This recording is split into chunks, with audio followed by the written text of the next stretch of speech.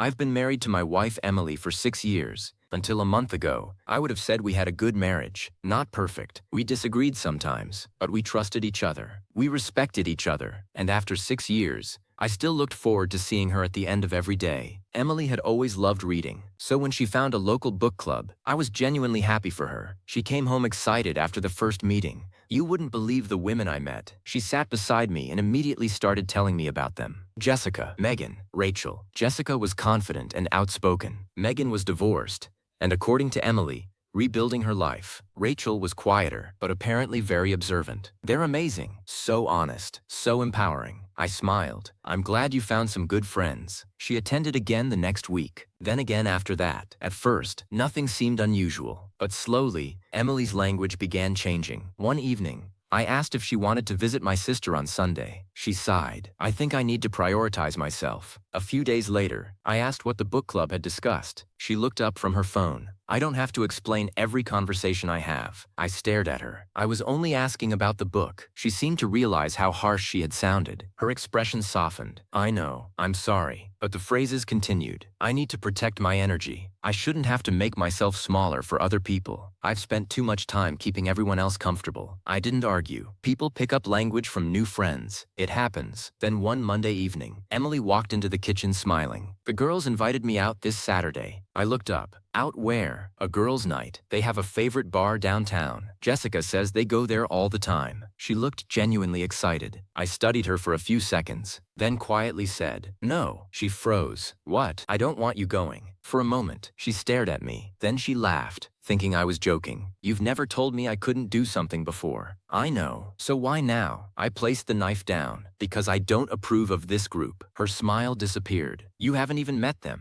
"I know enough." "What does that mean?" "It means I don't want you going to that bar with them." She folded her arms. "So suddenly you get to approve my friends?" "No. That's exactly what you said. I said I don't approve of them. You're still free to choose your friends, but I'm not allowed to go out with them." I didn't use the word aloud. "Oh, please." She picked up her phone and walked into the bedroom. A few seconds later, I heard notification after notification. I didn't need to read the messages. I already knew what they were telling her. The next morning, Emily barely spoke. Before leaving for work, she stopped near the door. "Jessica thinks you're controlling." I looked at her. "Does she?" She said this is how it starts. First it's one night, then friends, then clothes, then everything. I leaned against the counter. "Have I ever told you what to wear? That's not the point. Have I stopped you from meeting your college friends? Again, not the point. Have I ever asked to check your phone?" She looked away. "No." "Then perhaps Jessica doesn't understand me as well as she thinks." Emily tightened her grip on her handbag. "She understands patterns." "What pattern?" "Toxic behavior." The words sounded rehearsed. Over the next few days, our home became tense. Every conversation came back to trust, freedom, control, permission. One evening, I finally said, "Emily, you don't need my permission." She frowned. "Then I can go on Saturday." "You can." She looked surprised. "So you're taking it back?" "No. You're free to choose, and I'm free to decide what kind of marriage I'm willing to remain in." Her eyes narrowed. "That's emotional manipulation." "Did Jessica tell you that too?" The question angered her. "Why do you keep making this about Jessica?" "Because you didn't speak to me this way 3 weeks ago." "Maybe 3 weeks ago I didn't understand what you were doing." "What am I doing?" "Trying to keep power over me." 6 years together, and suddenly I was a man trying to keep power over her. I could have listed everything I had never done, but a marriage shouldn't become a courtroom where every kindness must be presented as evidence. I simply said, "I don't want power over you. I want my wife to recognize when people are changing the way she sees her own marriage." That night, she slept at the far edge of the bed. For the first time in 6 years, she didn't say goodnight. Saturday morning arrived. Emily came downstairs already dressed. Her handbag was over her shoulder. "I'm going tonight." I nodded. "Of course you can." She looked surprised. "What? You can go? So you're finally being reasonable?" I placed my cup down. "But if you go with them tonight, don't come back afterward." Emily stared at me. "Our marriage will be over." The color drained from her face. "You would end our marriage over one night at a bar?" "No. Over what that night represents." "And what does it represent?" "That 3 women you've known for a few weeks now have more influence over you than the man you've built a life with for 6 years. Tears filled her eyes. You made me choose. I told you what I cannot accept. That's the same thing. It feels the same because you don't like the consequence. Emily called her mother. A few minutes later, she handed me the phone. Her mother sounded angry. Emily says you're threatening divorce because she wants to go out with friends. I'm not stopping her. Then what are you doing? Telling her what I will do if she chooses this. That sounds controlling. It would be control if I took her keys or locked the door. I'm doing neither. What's wrong with these women? I took a breath. The first time Emily went shopping with them, 3 people contacted me. They all asked why my wife was with that group. I dismissed it at first. Then I asked questions. What I heard wasn't good. Her mother went quiet. I continued. I don't care how those women live. I'm not their judge. But since Emily joined them, every concern I raise has a label: control, manipulation, narcissism. I've already started losing my wife, and she doesn't even realize it. After a long pause, her mother said, I understand. This is between the 2 of you. Before hanging up, she added, I hope she stays home. Emily didn't go, but she didn't forgive me either. For the next few days, she behaved like a hurt teenager. One-word answers, heavy sighs, a smile only when her phone lit up. At night, she slept at the edge of the bed. One evening after dinner, I placed a cup of coffee in front of her. Can you call Jessica? She looked suspicious. Why? Ask when your next girls' night is. What are you planning? Nothing. I'd like to come. She stared at me. You want to join us? I want to meet your friends. For the first time in days, hope appeared on her face. And if you like them, if I was wrong, I'll admit it. She messaged them immediately. A moment later, she smiled. Next Saturday. They said you're welcome. Good. Emily believed the meeting would prove her friends were right. What she didn't know was that they were preparing for me too. They weren't inviting me to dinner. They were planning an intervention. The following Saturday, Emily and I drove downtown. Before we reached the bar, she said, please keep an open mind. I will. Jessica can be direct. I noticed. Please don't embarrass me. I kept my eyes on the road. I have no intention of embarrassing you. The bar was crowded. Music played near the back. Jessica saw us first. She stood with a wide smile. So, you're the famous husband. I shook her hand. And you're Jessica. Megan introduced herself next. Rachel offered a cautious smile. We sat at a corner table. Emily beside me, Jessica and Megan across from us, Rachel at the end. The women ordered cocktails. I ordered sparkling water. Jessica raised her eyebrows. Not drinking? Not tonight. Staying in control? Megan laughed. Emily looked at me nervously. I smiled. Something like that. For a few minutes, the conversation remained polite. Then Jessica placed her glass down. Should we talk about why we're really here? I nodded. Of course. She leaned back. Why don't you trust your wife? I do. Then why couldn't she come here last Saturday? She could have. Jessica laughed. She told us what you said. I know. You told her she couldn't come home. That's correct. Megan looked at Emily. Do you hear how casually he says that? Emily shifted in her seat. Jessica continued. So you admit you controlled her? No. I told her my boundary. Jessica smiled. There it is. Insecure men always call control a boundary. I looked at her. Do boundaries exist in marriage? Of course. Then stating one isn't automatically control. It is when you decide it alone. Rachel folded her arms. Marriage doesn't mean ownership. It doesn't. It means responsibility. Megan leaned forward. So you get to decide who Emily sees? No. Emily decides who she sees, and I decide what kind of marriage I remain in. Jessica shook her head. That's control with extra words. Is it? Obviously. I looked at Megan. If your husband had an affair, would you remain married? Her expression changed. That's different. Why? Because an affair violates the marriage. So marriage has conditions. Yes.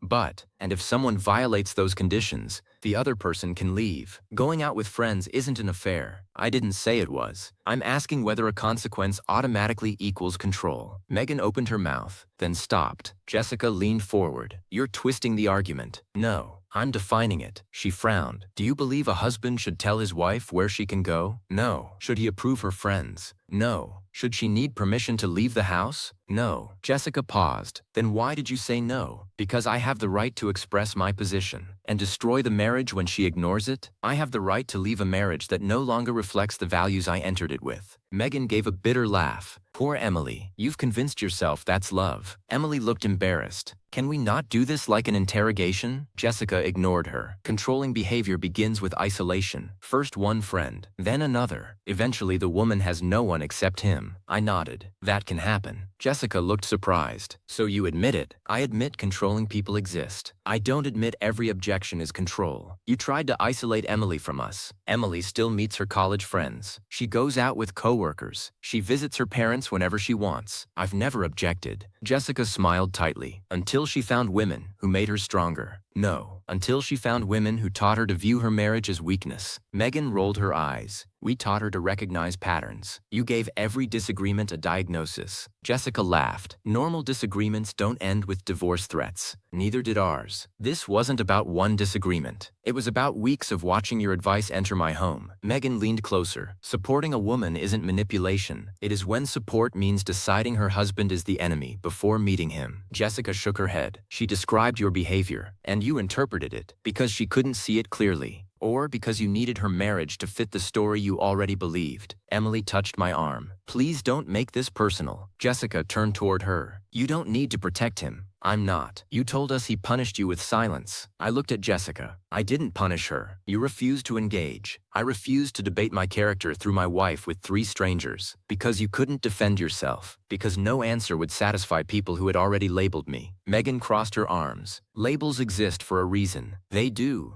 And serious labels should be used carefully. Control, abuse, narcissism. Those words matter. When you use them for every disagreement, they stop helping people who truly need them. Rachel studied me. Maybe Emily never agreed to your boundary. I nodded. That's fair. The table became quiet. Jessica looked irritated by my agreement. Rachel continued. You decided it alone. I responded to a situation that had never existed before. You could have explained. I tried. Emily returned with words all of you had given her. Jessica placed her glass down. Stop blaming us for what your wife thinks. I'm not blaming you for everything. Emily made her own choices. But let's not pretend you weren't influencing them. Megan shook her head. You don't like women who think independently. I married one. Until she disagreed with you. Emily has disagreed with me for 6 years. About money, family, work, where to live. I never threatened to leave. Jessica leaned closer. Then what makes us different? I looked at her. That's the first honest question you've asked tonight. Her smile disappeared. Answer it. I remained silent for several seconds. Then I asked, do you genuinely want the answer? Jessica laughed. Yes. The real answer? The real answer. Not the polite version. She leaned back confidently. I can handle the truth. I held her gaze. Can you? Her expression hardened. Try me. I took a slow breath. Jessica, tonight is the first time I've met you. But it isn't the first time I've heard your name. Something changed in her eyes. The first day Emily went shopping with your group. 3 people contacted me. Jessica smiled dismissively. People gossip. I agree. That's why I didn't believe them. So I asked questions. Megan stared at me. You investigated us? I spoke to people I already knew. People who come here. People who know the Friday night crowd. And I kept hearing the same stories. Jessica lifted her glass. What stories? I looked directly at her. Do you know what men say about your Friday nights? She smiled. But it was no longer effortless. I don't care what men say. Maybe you should. Why? Because what they say behind your back is different from what they say while buying your drinks. Her fingers tightened around the glass. Go ahead. I paused. They tell newcomers to wait until Jessica has had 3 shots. Her smile disappeared. Megan glanced toward her. Rachel lowered her eyes. I continued. They say approaching you before then is a waste of time. After 3 drinks, you become friendly. Then they buy you 2 more. And according to them, you'll usually leave with whoever paid. And the part that bothered me the most, they don't even approach you until you've had 3 drinks. They wait. They watch. They calculate.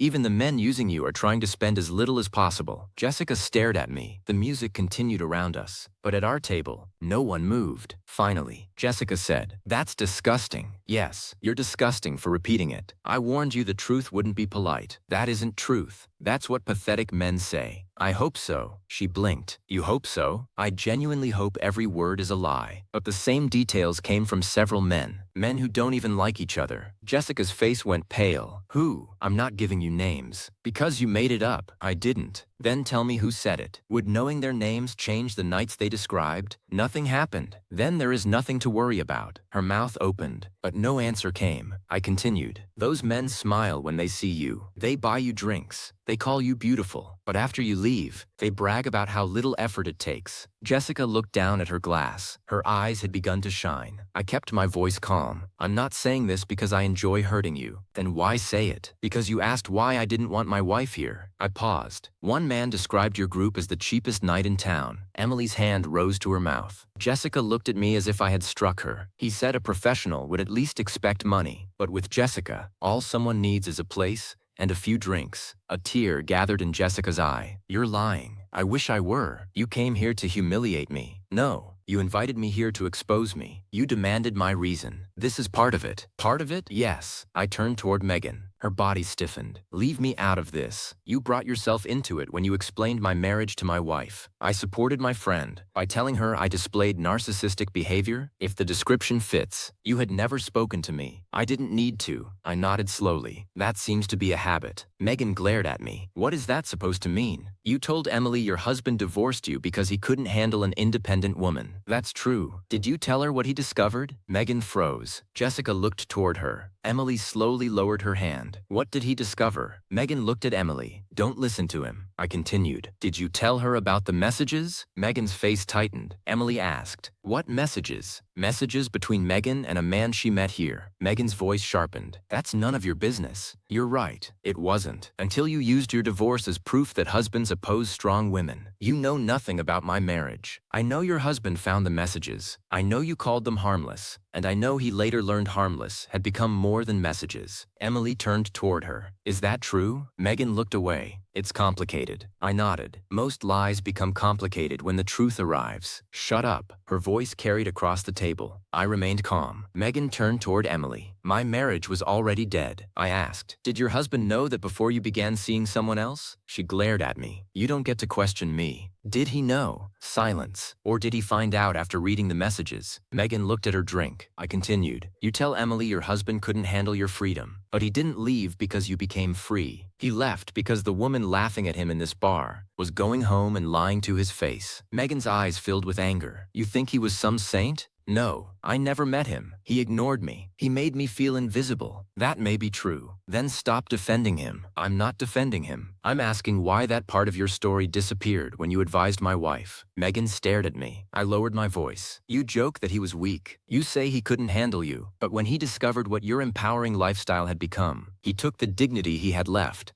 and walked away. Her face crumpled slightly. I asked, are you truly happy now? She didn't answer. Or are you trying to dilute everything you lost with the drinks you have here? A tear fell onto her hand. Jessica stared at the table. Emily looked from one woman to the other. The confidence she had carried into the bar was gone. I turned toward Rachel. She sat very still. Rachel. Her shoulders tightened. I don't know your story. She looked at me cautiously. I didn't ask about you. Why not? Because by the time I'd heard enough about the group, I didn't need another story. Rachel seemed relieved, then ashamed of feeling relieved. I continued. Maybe yours is completely different. I hope it is. But you decided I was dangerous based entirely on what other people told you. So understand why I became concerned after hearing the same things about all of you. Rachel looked down. For the first time, Jessica's voice became small. So that's what people think of us. Not everyone. Don't soften it now. I'm not. But the people who regularly watch what happens here don't describe it as empowerment. Jessica's lips trembled. What do they call it? I hesitated. She stared at me. Say it. Misery pretending to be freedom. Jessica closed her eyes. A tear rolled down her cheek. Emily whispered, Jessica. Jessica shook her head. Then she looked at me. You think you're better than us. I don't. Yes, you do. No. I think you've made choices. Some of them hurt you. And instead of admitting that, you created language that makes every consequence sound like oppression. Jessica wiped her face. You don't know what happened to me. You're right. I don't know who hurt you. I don't know who betrayed you. Then stop pretending you understand. I don't understand your past, but I've seen what your advice was doing to my wife's future. Emily flinched. Jessica said, we didn't force her to do anything. No, Emily made her own choices. But whenever she described something good in our marriage, you taught her to search for oppression inside it. Megan whispered, we helped her see clearly. Did you? I looked around the table. When Emily said I called to make sure she arrived safely, you called it monitoring. When she said we discuss large purchases, you called it financial control. When she said we tell each other where we're going, you called it permission. When she changed plans because we already had something arranged, you called it losing herself. Emily stared down at the table. Everything ordinary in our marriage became evidence against me. Jessica looked at her. Emily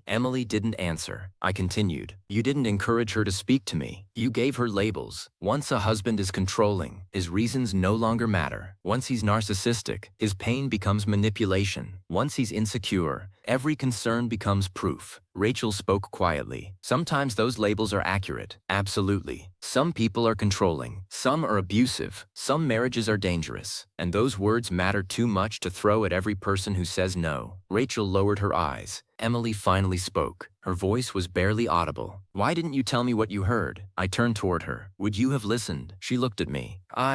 Her voice faded. 3 weeks ago, maybe. But after our first argument, anything I said would have sounded like more control. You never stopped to ask why the husband who had never forbidden anything before suddenly said no. Emily's eyes filled with tears. I did ask. No. You asked why I didn't trust you, why I hated your freedom, why I needed power. You never asked, what happened that made you this concerned? Emily looked down. Jessica whispered, you could have told her without doing this. Maybe. I nodded. Perhaps I should have handled it differently. Jessica looked surprised. But tonight wasn't my plan. You invited me because you believed you would expose me. You called me controlling, insecure, jealous, a narcissist, and then you demanded the truth. The table became silent. I reached into my wallet, placed enough money on the table, and slowly stood. Jessica, I'm sorry. Her expression tightened. For what? For hurting you. I know I did. I don't enjoy seeing anyone humiliated, but I won't apologize for answering honestly after you demanded the truth. A fresh tear rolled down her cheek. I continued, I'm not your judge. I'm not your jury. And I'm certainly not the moral police. How you live is your decision. I don't get a vote. Your life belongs to you. I looked toward Emily. But my wife, my marriage, that is different. I have a responsibility there. I've invested 6 years of my life in that marriage. So has Emily. We built a home. We built trust. Promises were made. That doesn't give me ownership over her, but it gives me something to protect. I looked back at Jessica. I can't sit at home repeating her life, her freedom, her choice, as though her choices have no effect on the life we share. It isn't only her life anymore, and it isn't only mine. It's ours. That is what marriage means. If fighting for that makes me controlling, call me controlling. If it makes me insecure, call me insecure. If people want to call me jealous, they can call me that too. I can live with labels. What I couldn't live with is watching the woman I love walk towards something that could destroy our marriage. While I remain silent because I'm afraid of what strangers may call me, no one answered. I picked up my jacket. I hope all 3 of you find peace. Real peace. The kind that doesn't need another person's marriage to fail in order to feel justified. I looked at Emily. Let's go home. For 1 second, she remained seated. Then she stood. Jessica whispered, Emily. Emily stopped, but she didn't turn around. Jessica searched for something to say. Nothing came. Emily followed me out. The drive home was silent, not angry, not peaceful, just heavy. When we reached home, Emily stayed downstairs. I went to bed and stared at the ceiling fan. A long time later, she entered wearing her pajamas. She lay on her side of the bed, facing away from me. For a few minutes, I thought the night would end that way. Then she turned. Slowly, she lifted the edge of my comforter and slipped beneath it. She moved closer until her head rested against my chest. I didn't move. She could hear my heartbeat. I could feel her warm breath. After a long silence, she whispered, wasn't that cruel? I kept looking at the fan. Yes. She lifted her head slightly. I continued, the truth often is. That's why lies are easier to live with. She lowered her head again. You humiliated them. They invited me there to humiliate me. That doesn't make it right. No, it doesn't. She remained quiet. I said, I don't think those women are evil. I think they're unhappy. And somewhere along the way, they started calling their unhappiness freedom. Emily listened. They looked at you, a woman with a husband who loved her, parents who cared, a peaceful home, and they taught you to question it. Emily tightened her arm around me. Do you think they wanted to ruin our marriage? Not consciously. Then why? Because unhappy people need their choices to make sense. If Jessica looks at you and sees a woman who is loved and content, she has to consider whether the life she mocks contains something she wants. So she tells herself your peace is ignorance. Your commitment is dependence. Your compromise is weakness. Emily whispered. I almost believed them. I know. They sounded so certain. Certainty can be convincing. She remained quiet. Then she asked, "You really would have ended our marriage if I had gone that night?" Yes. Fresh tears entered her eyes. How could you be so calm? I wasn't calm inside. Then why didn't you show it? Because if I begged you,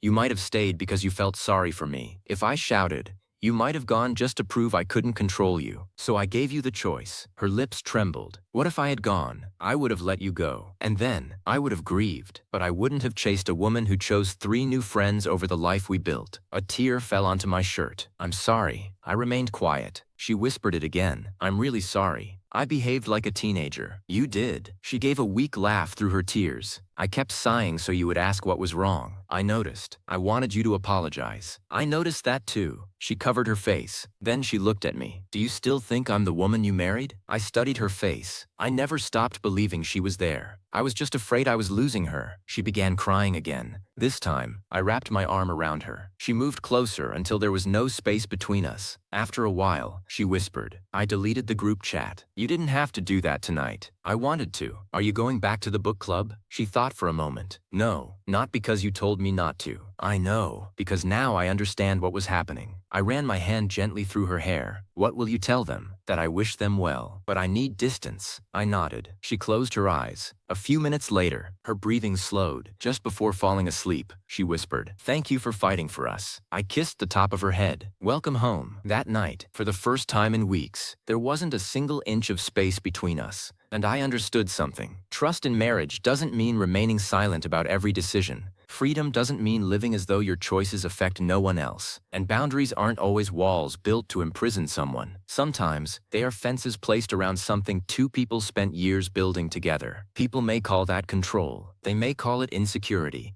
But marriage is 2 people deciding, again and again, that the life they share deserves protection. Even when that protection is uncomfortable. Even when the truth is cruel. And even when fighting for your marriage means risking being misunderstood by the person you are trying to save. If this story made you think, please like the video and subscribe to Forge Stories for a new story every day. And tell us in the comments, was he protecting his marriage or did his boundary cross the line into control?